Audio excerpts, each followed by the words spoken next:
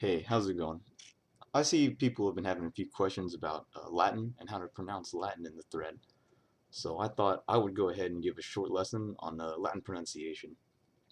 I studied Latin for 4 years, and this includes translating Virgil's Aeneid from Latin to English. It has been a couple years, so I may be a bit rusty, but for the most part, I'm pretty sure I'm correct. The first thing to know is that Latin reads exactly like it's spelled. It's really not at all like English with a large amount of exceptions. What is important is that there are certain rules to follow, which are mostly absolute, with a very small amount of exceptions or oddities. The first rule is that all V's make a W sound. For example, the Latin word for hello is salve,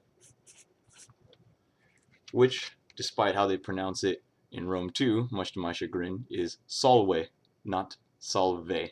Salve. Second rule is that all C's make a K sound. An example of that is the word incipio.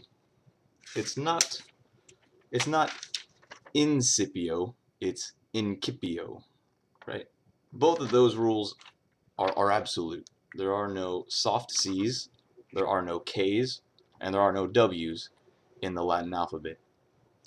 The next is that there isn't a J in the Latin alphabet either. The only J sound in Latin is actually from the letter I, and even then it's only when that I is at the front of a word followed by another vowel. For example, the word Jupiter or Jupiter, the Roman version of Zeus, is spelled and pronounced like this, Jupiter. Right? It gets a bit complicated after that. The next rule is that by default a vowel will be short. This is the difference between all and anus, right? All, right? Like all and anus, right? Anus. That's short and that's long.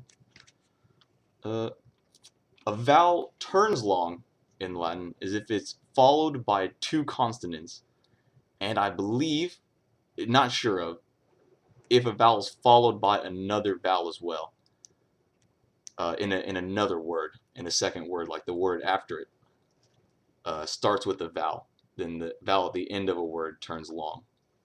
That is not to be confused with the diphthong, though, which is two vowels together that form a single vowel, which is always long. The most common diphthong is AE, like in Kaiser. Kaiser. See, it's the AE is turns into a single vowel, which is long. Kaiser. Those are the absolute basics to pronouncing Latin. It may seem a bit complicated, especially when you get into is it long or short, but once you read a few lines, it flows pretty easily if you're coming from an English-speaking background. Now, some of you may be going, oh, wait a minute, that's not how my priest pronounces it. I mean, I know, I too was raised Roman Catholic, so I understand what you're saying. Actually, the Latin that the Catholic Church uses is what's called Church Latin. For the most part, it's the same, but there are a few differences. To be honest, I was never 100% certain on Church Latin, but one of the biggest differences I can remember can be shown in the word accipio. In Church Latin, the double C would have made a CH sound, so accipio, right? But of course, in Roman Latin, it's accipio. Accipio. I digress. So, the very first line, to give an example of how to read an entire line in Latin, I'll write out the first line of Virgil's Aeneid. Just a second.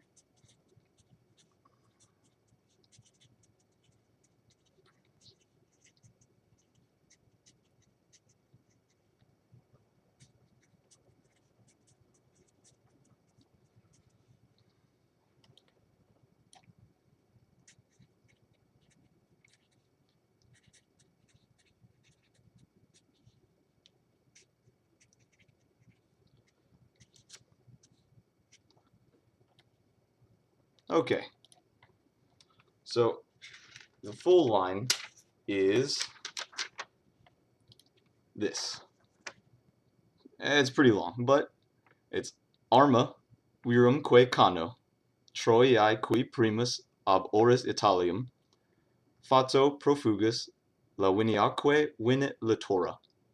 So it means, I sing of war and a man who first from the shores of Troy, driven by fate, arrived in Italy and on Lavinian shores. Right? Pretty easy, right?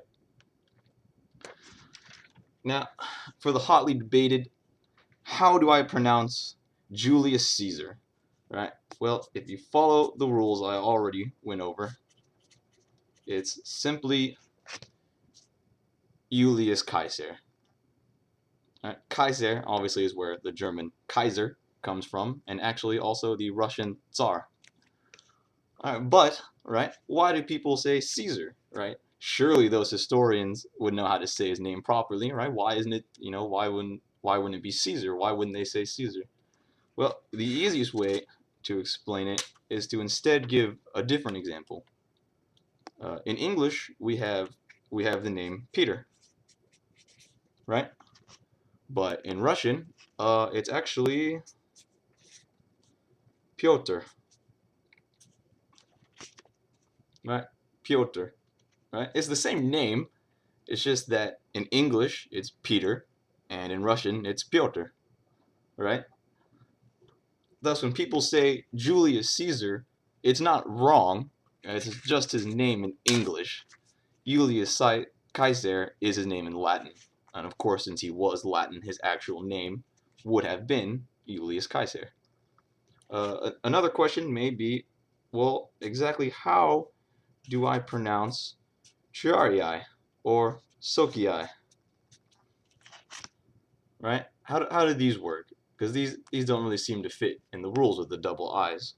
Well, actually, the actual word is Triarii and Soci. The extra I at the end makes it plural. So you don't turn the double I's into diphthong. And the second I can be long or short, just depending on whatever would be following after it. See, so it can either be Triarii, right? So you just say the word, and then you add on the I guess it would be the plural nominative, but anyways. So it'd be Triarii or Triarii. Both are correct. And then for Socii, it would be, again, Socii or Socii. Right? So if you wanted to make them singular, so like a single Triarii would be Triarius or Socius. Triarius or something like that. Anyways, my grammar may be a little off, but my pronunciation is still solid. So hopefully that can answer a couple of your questions, and we don't have any more debates.